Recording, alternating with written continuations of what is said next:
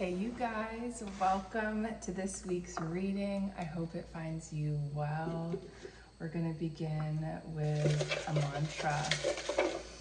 God, archangels, angels, ancestors, and spirit guides, please guide this reading. Please let me be a clear channel for your divine love, wisdom, and guidance. I thought I felt one pop out.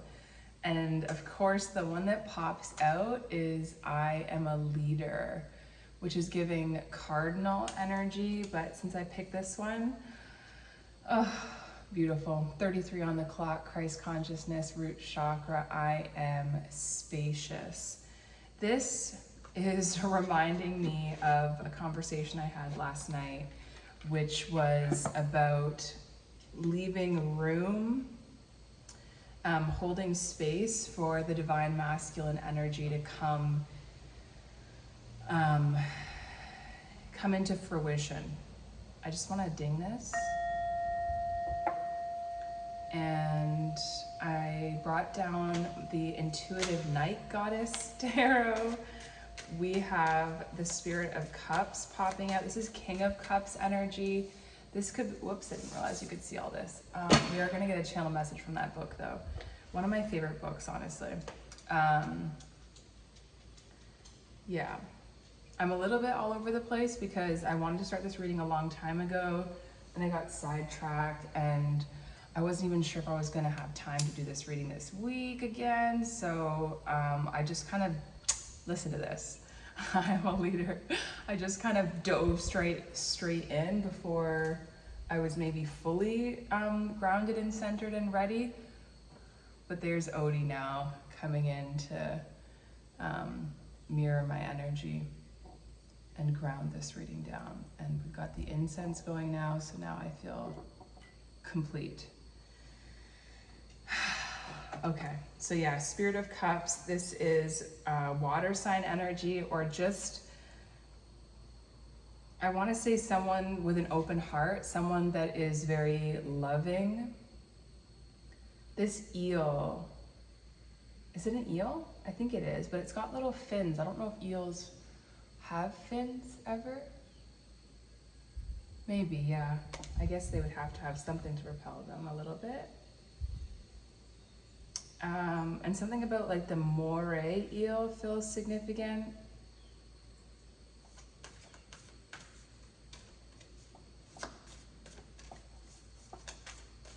Yeah, something about someone of substance, someone of, this blue behind her is making me think Neptune, so it's like Piscean energy, someone that is a friend to everyone. Wow.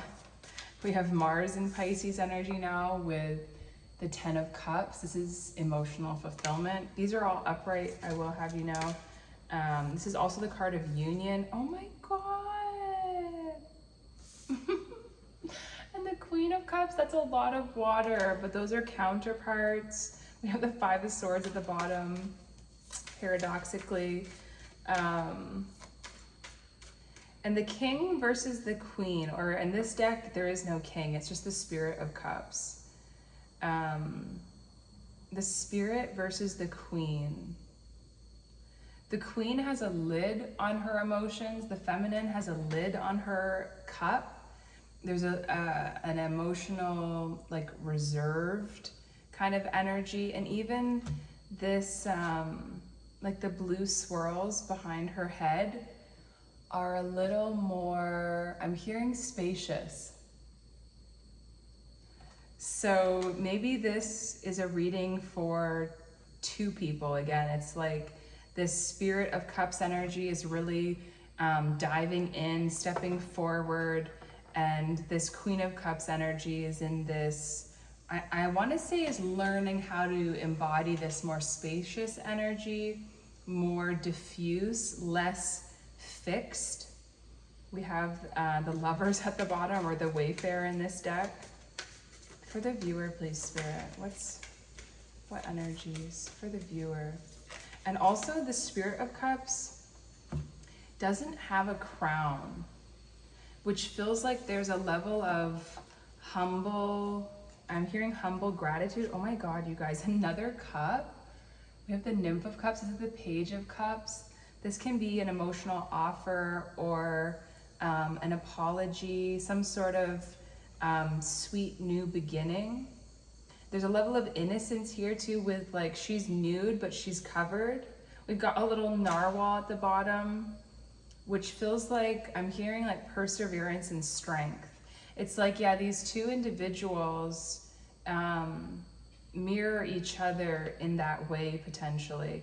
It's like, how do you get to, I want to say, how do you get to this age and still have an abundance of sweetness and innocence within you? And there's that, yeah, that strength, and I want to say ferocity as well, or like viciousness. There's like a capacity to, I want to say drown, like the danger of water. You know, water is so soft and soothing and supportive, and it makes you feel weightless, but at the same time, like erosion, you know, like it eats away at land. It wears down the edges of pebbles. And it's the universal solvent, meaning like anything, you leave anything in water long enough, like it's gonna start to degrade. And I heard that's something that they have not done. And going back to what I was saying before, the Spirit of Cups, the masculine energy, there's a level of humbleness because there's no crown. And yet, like the eyes on this card, they're like blown out. I don't know if you can see that. I cannot reach any further without getting up, and I'm lazy. But there's like light beaming out of her eyes. Yeah, I'm hearing like seeing the world anew. For the viewer, please, Spirit. We've got another nymph. We have the Nymph of Wands now, and I heard fire starter, and it's 7:11 on the clock. So this could, I want to say this is a gift from Spirit. Wow. Yes. And then we have two major arcana, which means Spirit is here. We have Chance, which is the Wheel of Fortune, and the Universe. Oh, wow. Which is the World. These are both, oh no. I hope it's not as loud for you as it is for me. Let's just imagine how happy we'd be if the dogs were silent right now. But these are, oh no, I don't have my AirPods in. I hope you can hear me okay. I don't want to stop this and start again. And I feel like that's a channeled message. But this feels like, yeah, 10 and 21, 1 and 3. You're creating a transformation within each other. This is closing out massive cycles. Oh my gosh, we have 10-10 here. You could be seeing that a lot in the clock. And 10 is the number of endings, but it's also the number of new beginnings. I'm hearing quantum leap, and I'm getting this sensation that like I couldn't find the words to relay how impactful this is, even if I tried, and I am trying. But this is also like luck turning in your favor. This is like, this is really, really good. Really good. We have all the fixed signs here with the Universe, the World card, Aquarius, Leo, Scorpio, and Taurus.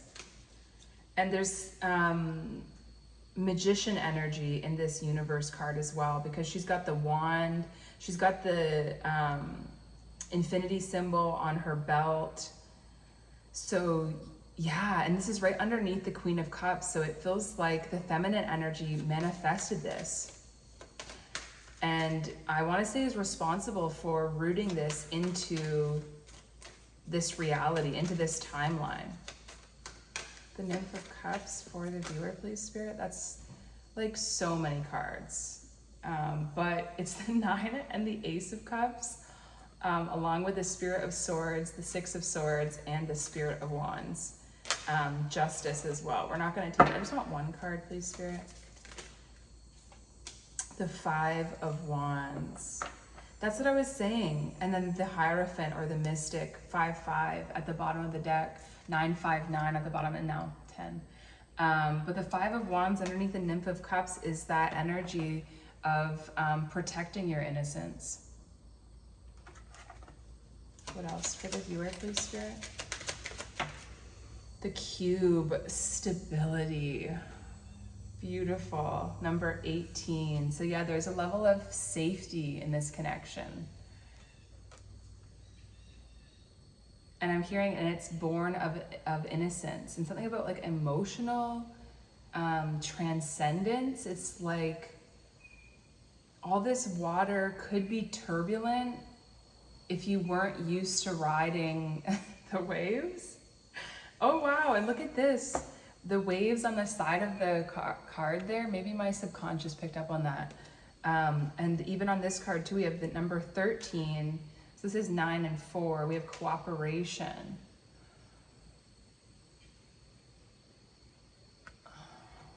Yeah, and then harmony. Oh, this is really nice. Yeah, there's some sort of, where in the past, because this in reverse is rigidity. So it's like where in the past there might have been, there's something about like there being rigidity in the past, whether that be in your physical body, in your mind, in your relationships, and of course, if it's in one of those things, it's in all of those things.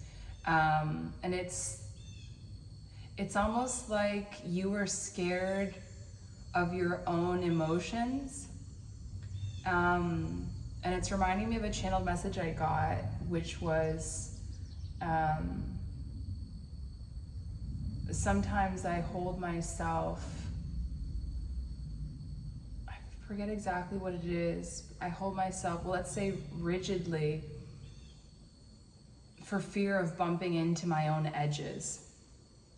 And there's something about recognizing your own softness individually, the Queen and the Spirit of Cups, like learning how to self-soothe, how to, well, maybe for the Queen of Cups, it was like how to close out cycles. And for the Spirit of Cups, it's like how to begin, because we have the Nymph of Wands underneath the Spirit of Cups. It's like they each had to learn how to become whole in and of themselves in order to recognize that maybe they weren't the ones that were rigid, but they developed rigidity or edges because of their environment. And it's like this coming together, this harmony, this balance that is found together is, I'm hearing opening up your chakras and opening up new potentials. Gosh, that water in the back of that card, can you see that?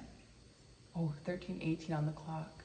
The Death card is 13, Scorpio, about endings and new beginnings, death and rebirth, and 18 is the moon, Pisces, Cancer energy. So those are all three water signs. And that's about, the moon is your fears and illusions. And that's that number 18 here. Oof. Remember I was saying strength? What did I say? Strength and perseverance. Yeah, it's like the masculine energy has this strength to begin again. And of course, I'm getting that song Begin Again by Purity. Begin again.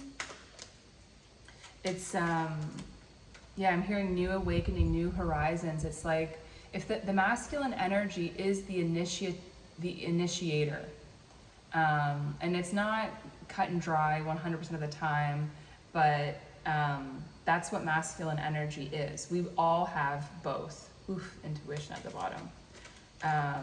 Yeah, that reminds me, I've been having dreams lately about honoring my intuition, honoring the nudge, and that could be what this masculine is learning to honor. It's like, don't step forward from this place of ego or rigidity, but learning to step forward from a place of, oh, I heard divine inspiration. Yeah, I feel like you could be this person's muse. Okay, we have anxiety, which is with the combination of the 10, oh, there's intuition again. With the 10 of Cups and the Wheel of Fortune, it's like this energy of, and this yellow. It's yellow, but it's like with a hint of green. Yellow is the solar plexus, like your confidence, your masculine energy, and then green is the heart chakra. And I'm hearing heart chakra awakening.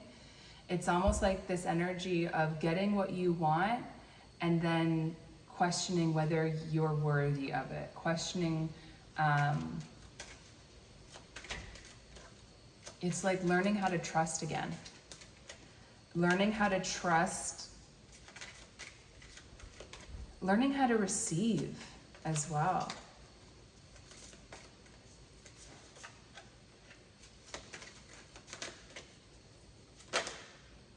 Okay, we have passion and comfort. What a nice combination. Gosh. We've got 2 red cards, and the pink is heart chakra, but the red is the root chakra, which is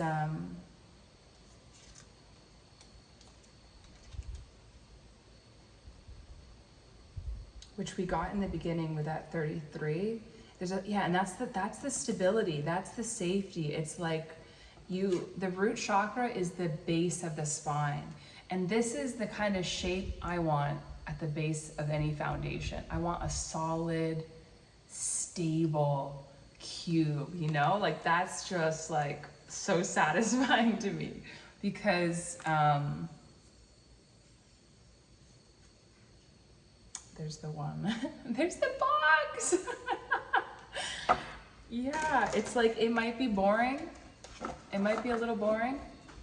Not that this relationship will be boring, because the 10 of Cups is not boring. The 10 of Cups is just like, I'm seeing just like, how do I describe that? Like a massive like light beam, like just shining through your whole body, but it's coming at you from the front, and it's just like head to toe illumination and fulfillment. Like it doesn't get any better than that. And that's where the anxiety comes in too, because it's like so stimulating, so exciting. But it's got legs as well, with strength and passion, comfort. Anxiety is fine. You can have a little anxiety. There's no fun without a little fear, I want to say. Just seeing a turkey vulture circling overhead. Something's got to go though. Yeah, that's the anxiety too. It's like your past can't come with you. Wow. The shaman what number is that? Ooh, shaman, when I'm looking at the turkey vulture too, and the prayer. XVI. That's 16. Ooh, it's the 16th today too. And that's the tower. Ooh, and this is really, you've got the diamond here, and that's like the back of these cards. Oh my God. And then I pick up the stone. You could be wearing down each other's edges as well. Like you both could have developed these personas or these masculine energy shells to protect you. And I feel like, yeah, you could both be like wearing each other's down. But yeah, the tower, number 16, it's like you're destroying. Ooh, this turkey vulture got low. Normally they stay up really high and they just circle, circle, circle, but he got low, he got close to the tree branches, so he had to flap. Like you don't see them flap their wings very often. Like they don't have to try very hard. This is definitely channeled. You both could be kind of like big fish, big fish energies. And so there could be a level of,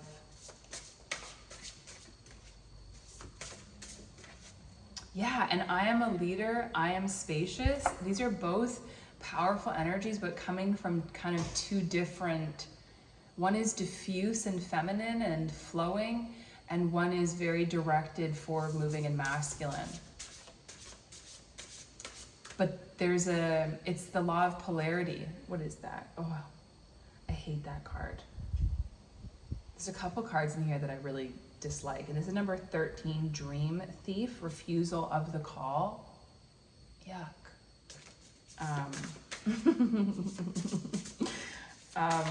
What was I saying? But yeah, and I'm seeing 3 skulls here too, so that death energy is definitely coming through. For the viewer, please, Spirit.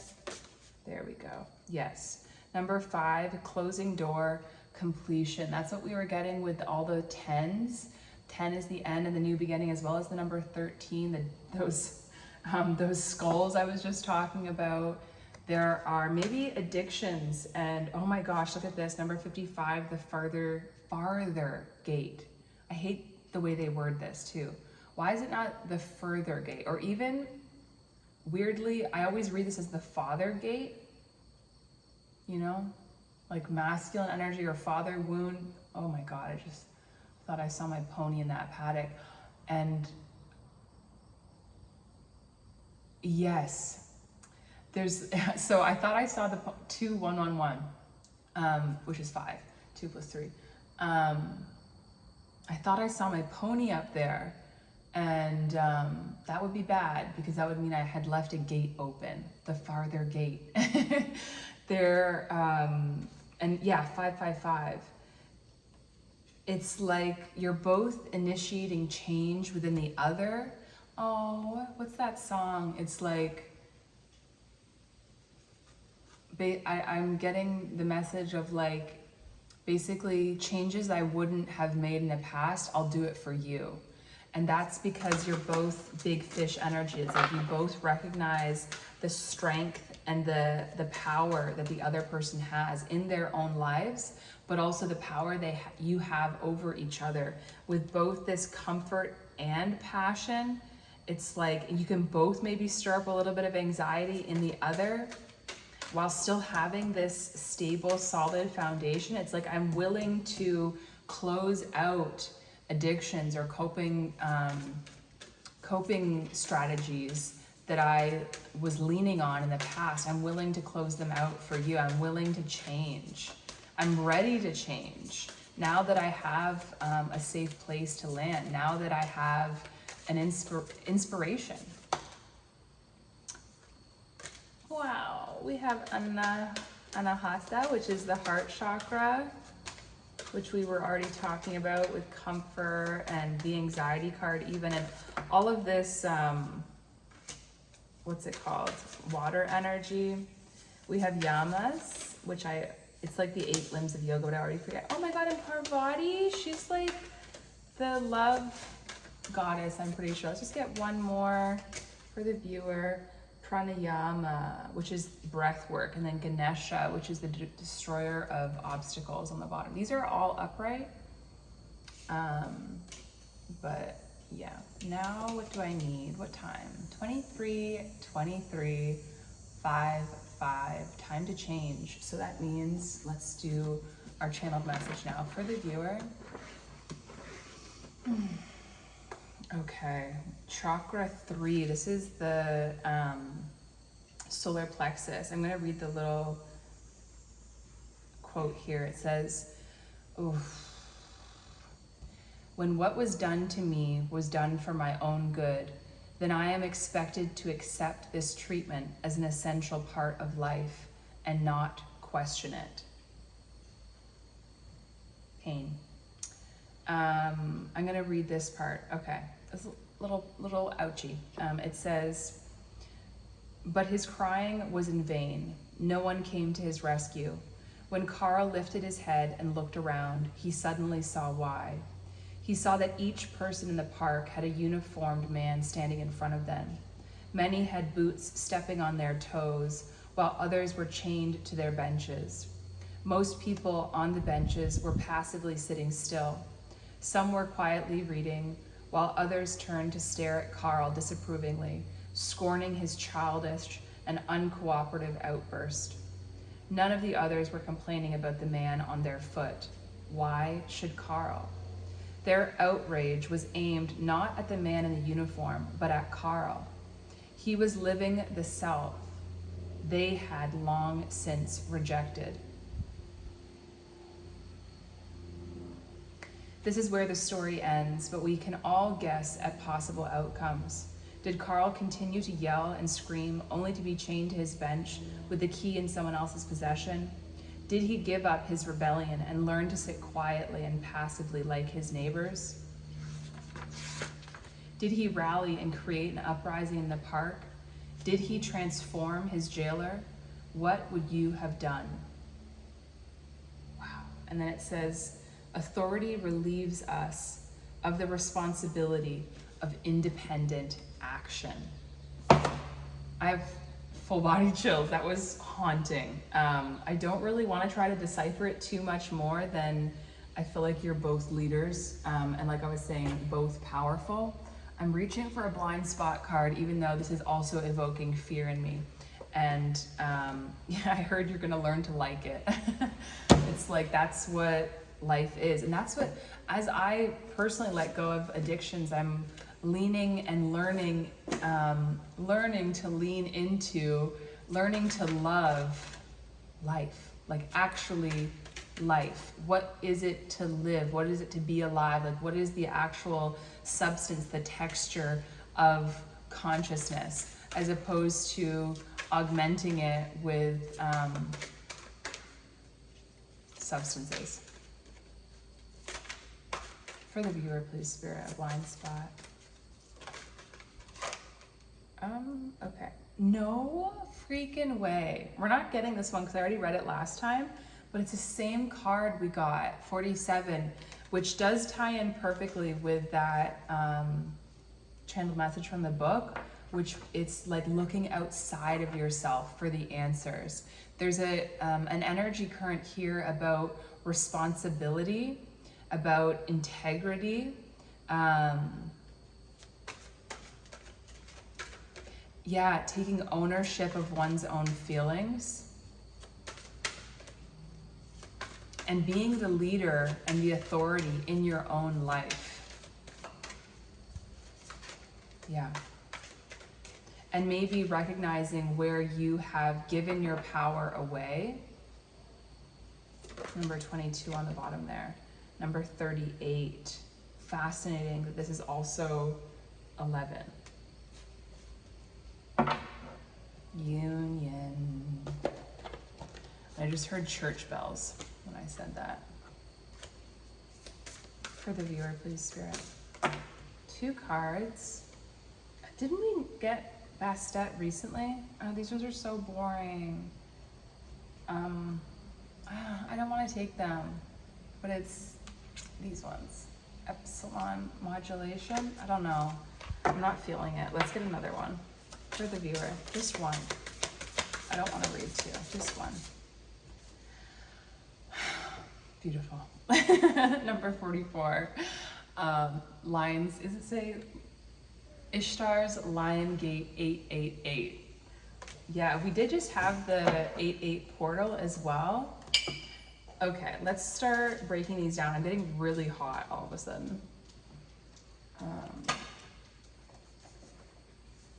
Let's begin with the shaman. 16. I haven't seen this card in a long time, and I used to get it all the time. So yeah, energies from the past could be coming up. This is on page 20 or 92 and 93, so 11 and 12. Beautiful. We have the yin yang on here, and it says the magi, the sorcerer, the medicine woman. 3 archetypal ingredients constitute the shaman. All must be present in order to reveal its magic.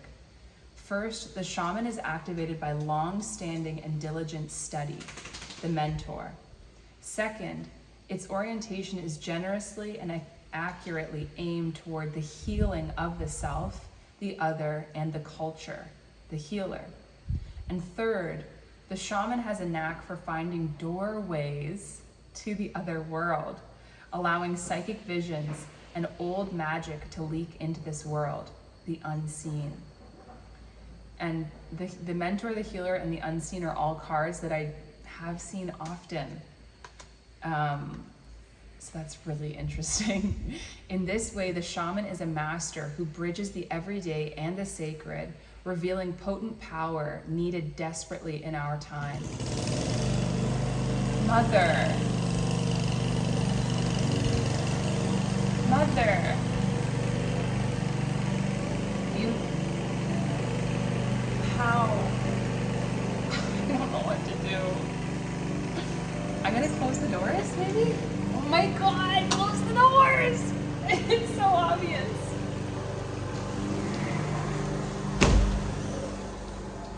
How do you guys feel about me never editing a single thing out? Okay, close the doors. Close the doors. And that was in my dream too, because I used to have this recurring nightmare about wolves coming out of the forest. Because if you look this way, it's all tree line. So I used to have this recurring nightmare, and it's all windows too, all like glass doors, which is beautiful. You can see out, but you can see in. And in my mind, you can get in easily. And so, yeah, recurring nightmares about wolves coming in the house, going up the stairs, going in my bedroom, and I'd wake up terrified. But I just had like the upgraded dream, which was I was outside, I was having a bath on the driveway. I don't know why, in a metal trough too. And then I just realized I had this intuitive nudge, and I was like, I've got to go inside. And so I just get out of the tub, I go inside, there's the honoring the nudge thing, and I close the door, and then immediately this one white wolf, kind of like this guy, just comes out of the forest, and he comes right up, and I'm scared, but I'm not terrified. I'm more curious and interested because I know the door is shut. I don't have any fear that he's going to be able to come through it, and I can look out the window with curiosity.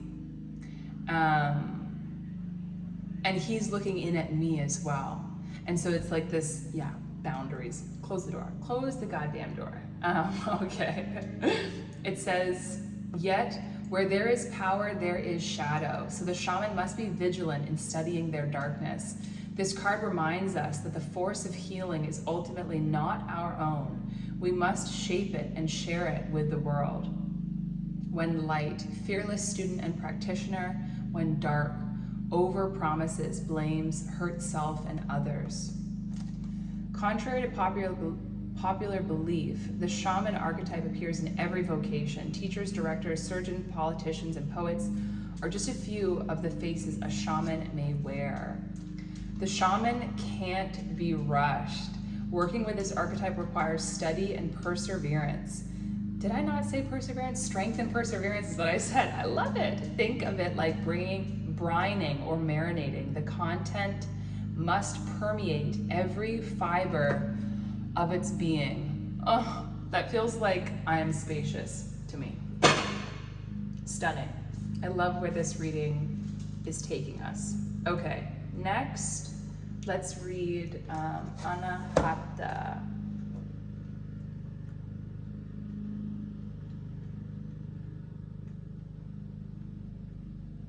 Beautiful. It says, your heart has opened its chambers to new possibilities, and the light is coming through to soothe its once dark corners.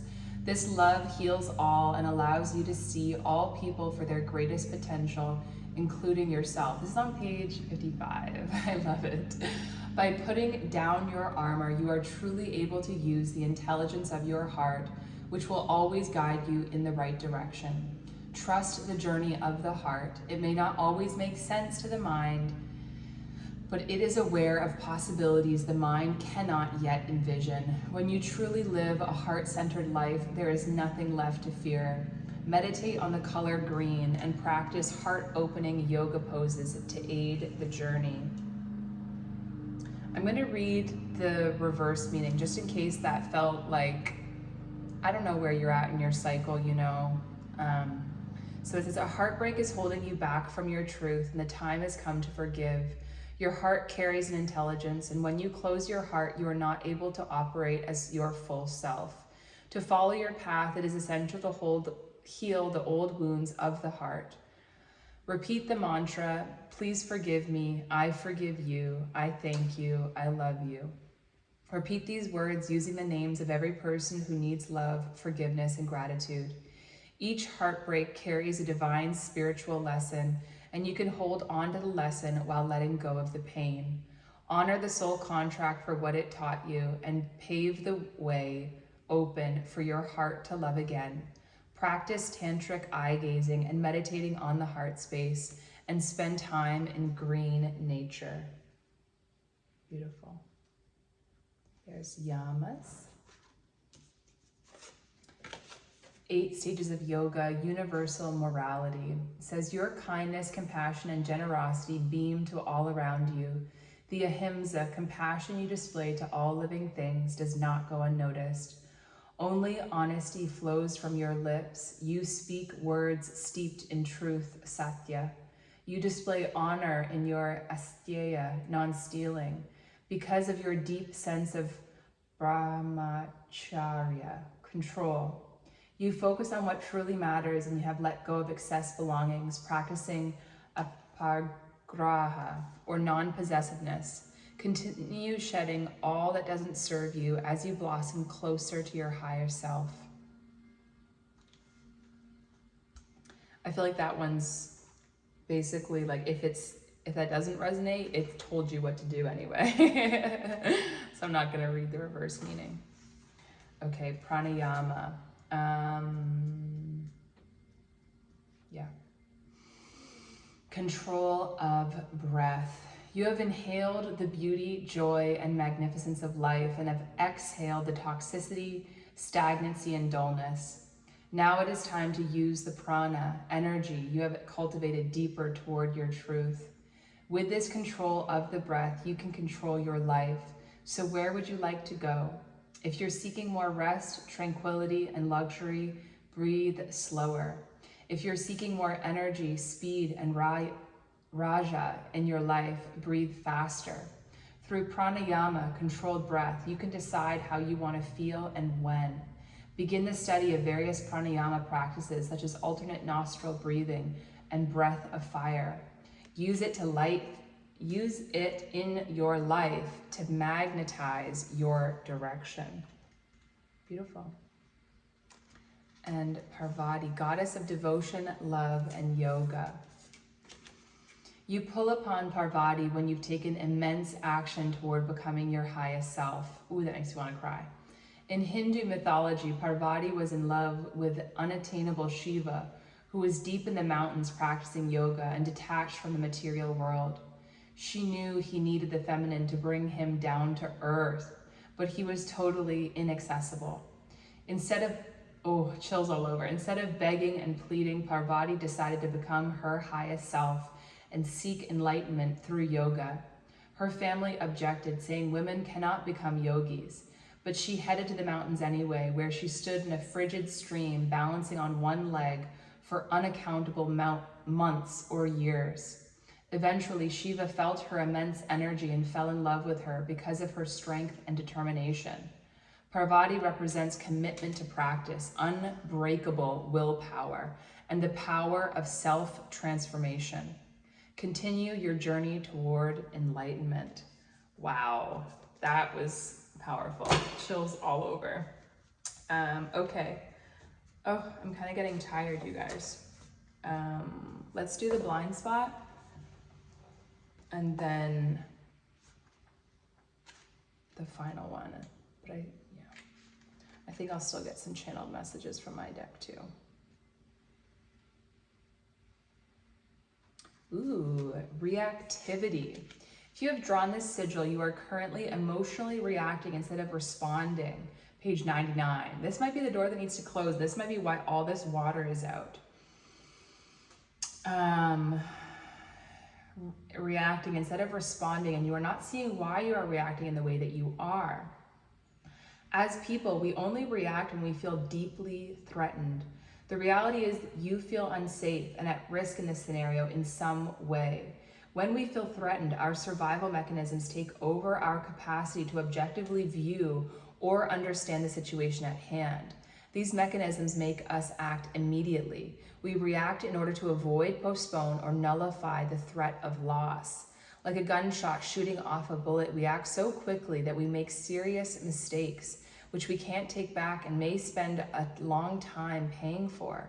If you have drawn the sigil, the threat in the circumstances in which you find yourself is not imminent or as big as you think it is. It may not even be there at all. But the idea of that threat is causing you to think, say, and do things that are making the problem much bigger than it was to begin with. And the more reactive you get, the more potential for a solution will diminish. Anytime we are reactive, we are on the defensive. 5 of Wands. This means we have a real vulnerability we are hiding and guarding. What is that vulnerability? What are you really afraid of? What is really painful in this scenario? In this scenario, it is critical to stop, slow things down, and do nothing until you are no longer in an emotionally charged state of being. When we walk into a lake, we often stir up the mud at the bottom of the lake and the clouds, and this clouds the water so we cannot see clearly. We need to stand completely still and wait for the mud to settle back down to the bottom of the water in order to see clearly. The mud in the water in this scenario is the charged emotion in our body. Do not act until it is settled. By slowing things down and refusing to act until the stirred up emotional mud has settled, you are giving yourself a chance to come out of fight or flight mode and see the situation from an objective standpoint. You can then respond according to the more objective understanding that you have. A reaction is instantaneous and is therefore driven by the subconscious mind. This means it is driven by past trauma, beliefs, biases, prejudices, and primitive bodily functions.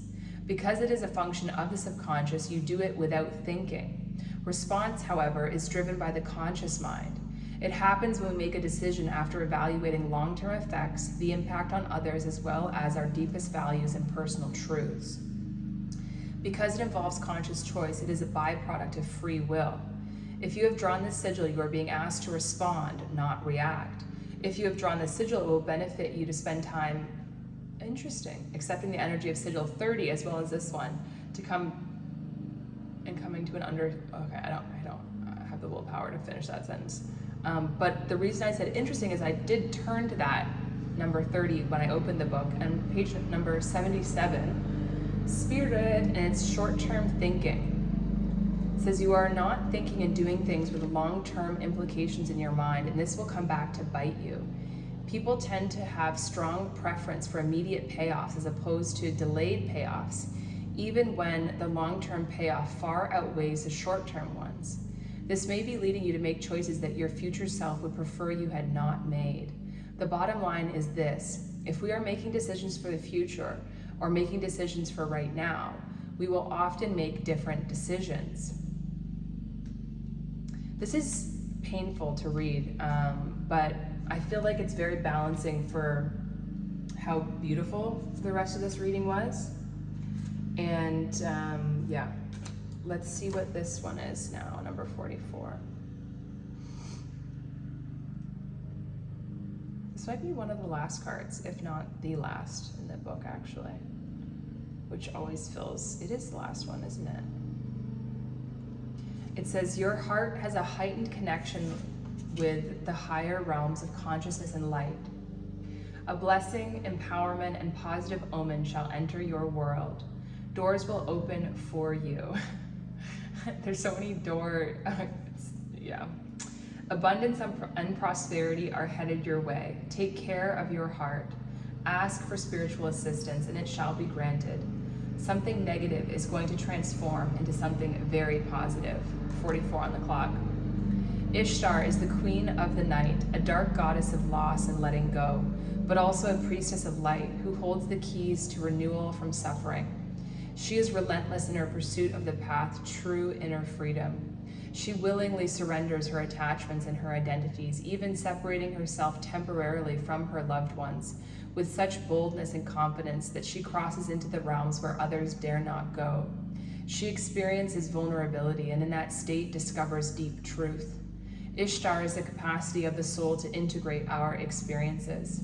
After reaching the greatest depths of suffering, she emerges and is reinstated upon her rightful throne with even greater wisdom, spiritual power, and compassion.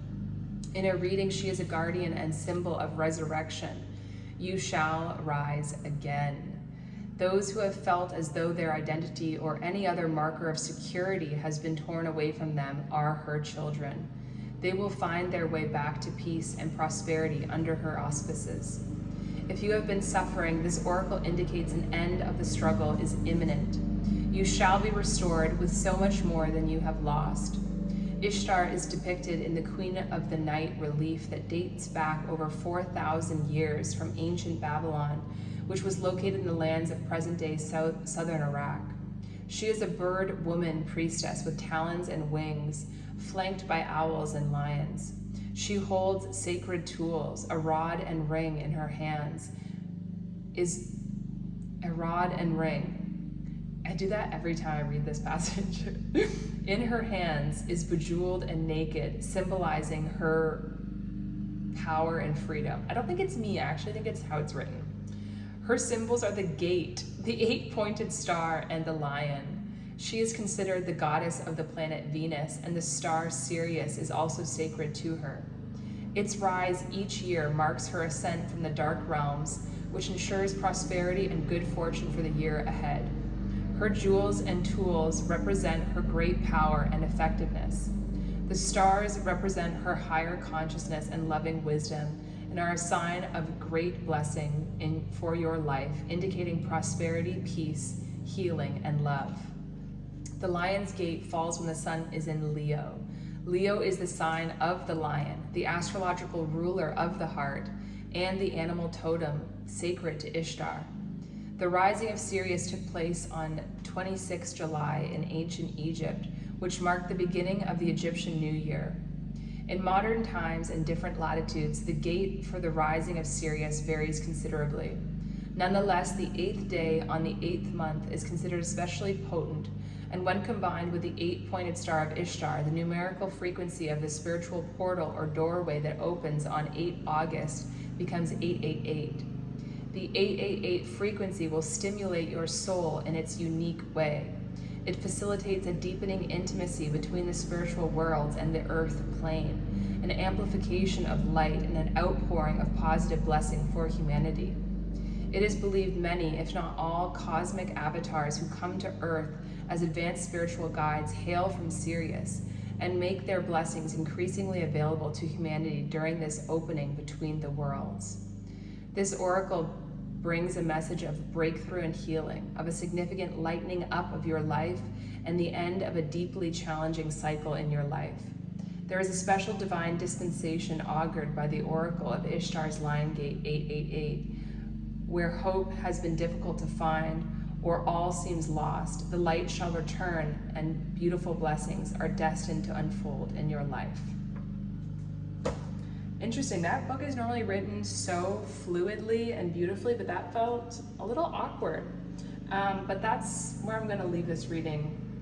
No, I'm not. I'm gonna get this because I'm a woman of her word. Okay. We have, remember that time, big Mercury retrograde energy. We also have reminders, which is kind of similar. Reminders by Mariah the Scientist. Every jazz band holding hands, could I have this dance, reminds me of a bad man. So yeah, there could be past traumas that are coming up. And I feel like that relates to the blind spot card we get, but I'm having trouble remembering what it was. And then we have Energy by Tyler Jane. It says, manifest it, write it down, you know it's happening. We have Bridge, Meet Me. We have Come Through by Summer Walker. You make me want to replay. Wow, there's so many retrograde energies. Mercury retrograde ends the 27th of August. You make me want to replay all the things you and me, we do. We have Splashin' by Rich the Kid. We Can Fuck Lil Mama, I Can't Lip Lock. We have Sister. We have Faking It by Kehlani. I'm not gonna act like I don't love you, baby, because deep in my mind, girl, I know I do. We have Lil Boy by Ayanis, Better Back Up What You're Talking. Healthy Habits, that's what I'm talking about. We have Shame is the belief you are wrong, guilt is the belief that what you did was wrong. We have the song When You Watch Me by Papi Ajuda. It's intoxicating when you watch me with eyes that linger on my skin. It feels like lust and then you touch me. 50, 15 on the clock. Let's get some letters to finish this off. I have a lot of consonants, which is closed energy, and I am like shutting down. It's like I can only, we have MNT, minty. We have FR, wow, this is a lot of consonants. Whoa, another R and a T. And then we have an E. Oh, and we have 3 E's. E. That's, wow, that's perfect. It's like close, it's not just closing one door, it's like you gotta close 1, 2, 3, 4, 5, 6, 7, wait, 1, 2, 3, 4, 5, 6, 7. 7 doors, 7 the number of spirit. It's all the crown chakra. It's like closing your mind, like, not closing your mind, but like disciplining your mind. That's one of the Hermetic principles is the mind is all or something, or yeah, basically we live through our minds. So yeah, closing down cyclical thought patterns, addictions, codependencies, all that. And then it's like, once it's all closed, those triple E's, just that opening of energy, and E is 5, isn't it? A, B, C, D, E. 5, 5, 5, baby. Which is 15, which is 6. Yeah, it's like opening up to the light, purging out the darkness, which is 15, the devil, which is codependency, fear, addiction, and then 6, which is love. Also the third eye. Seeing clearly, seeing the truth. Okay,